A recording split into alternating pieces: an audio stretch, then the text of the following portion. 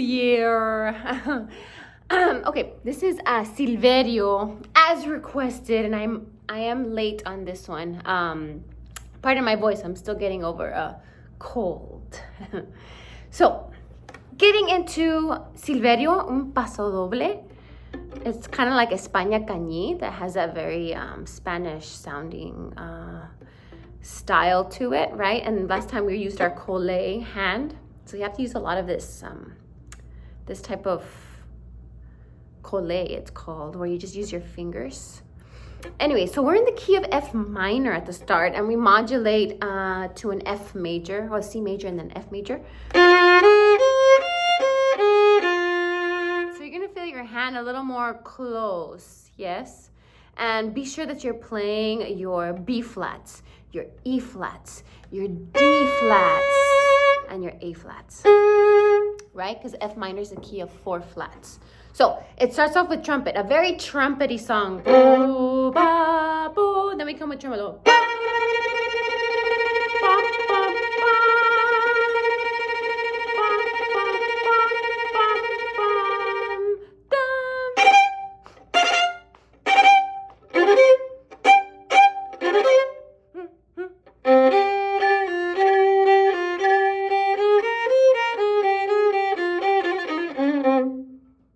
So I want to go over some of that stuff.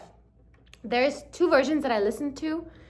This is the one from Mariachi Vargas because they have a lot more violin parts, although I didn't get all of them down.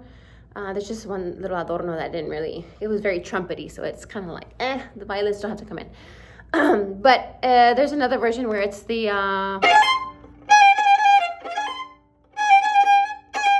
something like that.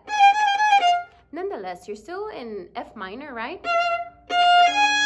You're highlighting that F minor triad, right? And it may seem intimidating and difficult because of the 4 flats. And just be careful that you don't play more flat than usual because there's so many flats. So if you're in 3rd position, you're gonna have that awkward low 1 for that A flat a lot, especially when the other little parts come into play. Oh, so here's a very famous little thematic line here for Silverio. Starting on a pickup on Do, on a C, natural. And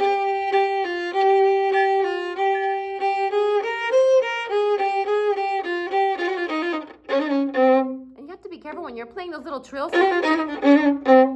You're tempted to want to do, but you can't play D naturals, right? So you have to go in position and play that.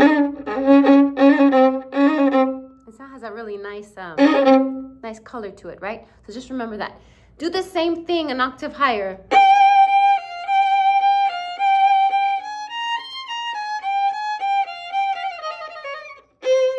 Can't play too many. Octave higher, yeah? I'm in position also again, and remember, awkward low 1 because of the A flat, B flat, C. We have our G here. Yeah, you can come back down, I guess,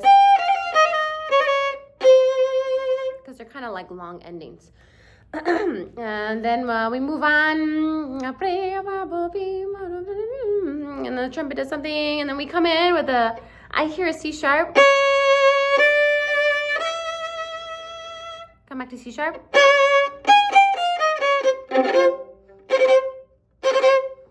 Yeah, a lot of kind of like on the upbeats, right? And we repeat back to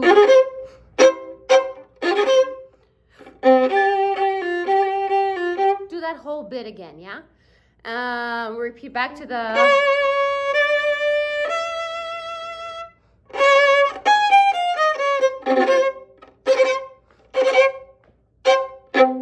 key change here.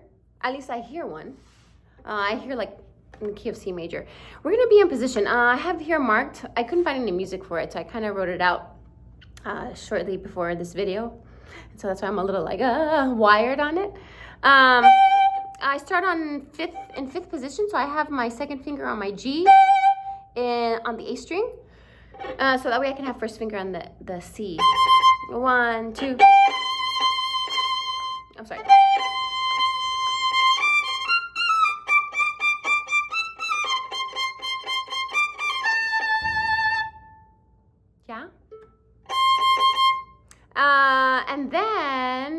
stay in position. I don't move. I think that's what helps. And then we move on to, careful with those D flats here.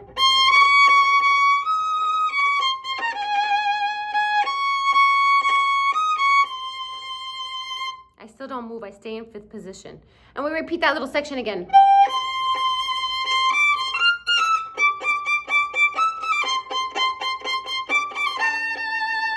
And then we go on to this next little portion where we start, I'm gonna go back to 4th position here.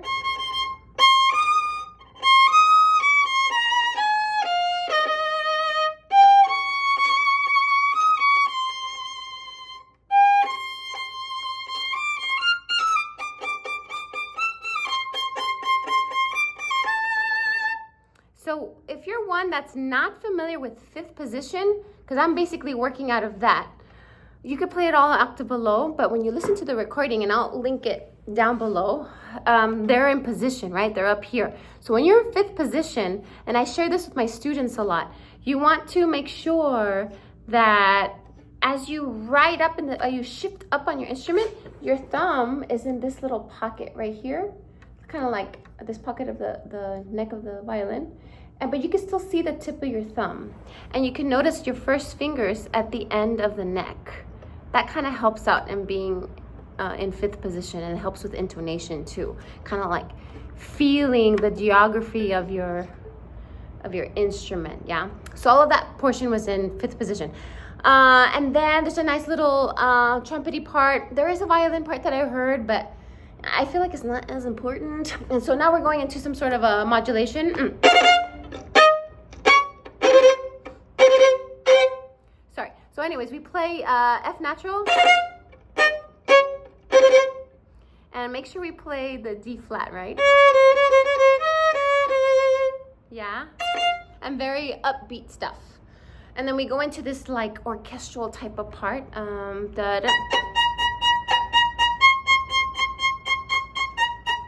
Sounds quiet in the recording. And D flat.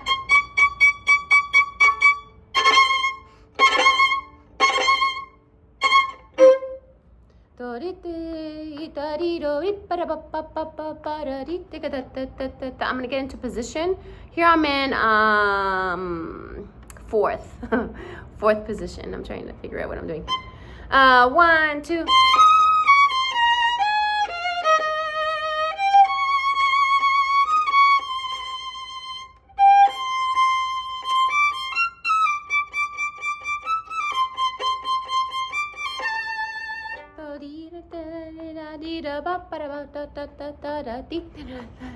And then towards the end of this whole Pasodoble, we kind of answer the trumpet in the key of Fa. So now we've gone to the parallel major, yeah?